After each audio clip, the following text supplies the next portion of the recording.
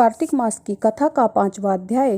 राजा पृथु कहने लगे कि हे मुने, आपने कार्तिक मास में विष्णु जी की पूजा का महात्म्य कहा। इस मास में और किसी देवता का पूजन या व्रत होता हो तो वह भी कहिए। नारद जी कहने लगे कि अश्विन शुक्ल पूर्णमासी को ब्रह्मा जी का व्रत होता है, कार्तिक कृष्ण चतुर्थी को गणेश जी तथा अष्टमी व अमावस्या को लक्ष्मी जी का व्रत होता है। कार्तिक में जो कुमारी इस व्रत को करती है उसको सुयोग्य पति मिलता है, और विवाहिता स्त्री इस व्रत को करती हैं उनका सौभाग्य अटल रहता है।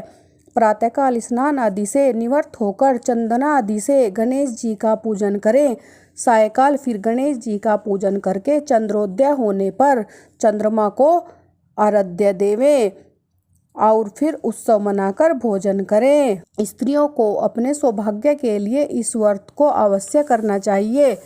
नारद जी कहने लगे, हे राजा पृथु, इस व्रत का एक सुंदर इतिहास मैं तुमसे कहता हूँ, सुनो। भद्रवती नाम की एक पुरी में सुधर्मा नाम का एक राजा था, जिसके रविदत्त, सुशर्मा, जयशर्मा और सुशोभन नाम वाले 4 पुत्र और वीरमती नाम की एक कन्या थी। उस कन्या वीरमती का विवाह देवव्रत के साथ हो गया। वे दोनों बड़े ही प्रेम के साथ रहते थे। एक दिन घर में अचानक देवव्रत को एक सांप ने काट लिया, जिससे उसकी मृत्यु हो गई। वीरमती बहुत जोर जोर से रोने और चिल्लाने लगी। उसके चारों भाई तथा माता पिता भी वहां आ गए और सारा पुर दुख रूपी समुद्र में डूब गया। उसी समय दुखों को दूर करने वाले पुलस्त्य ऋषि भी वहां पर आ पहुँचे। राजा ने हाथ जोड़कर कहा कि हे महाराज, कौन से पाप कर्म से मेरी यह कन्या विधवा हुई है।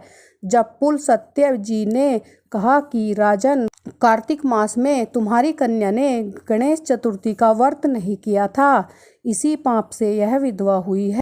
फिर पुलस्त्य जी कहने लगे कि एक समय ब्रह्मा, विष्णु, महेश, इंद्रादि सब देवता दैत्यों के नाश का उपाय सोचने के लिए एकत्रित हुए।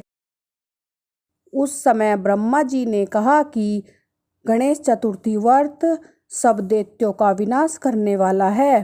तब समस्त देवता ने कार्तिक कृष्ण चतुर्थी का व्रत किया और दैत्यों पर विजय पाई। विजय प्राप्त होने के बाद सब देवताओं ने गणेश जी से कहा कि वर मांगो।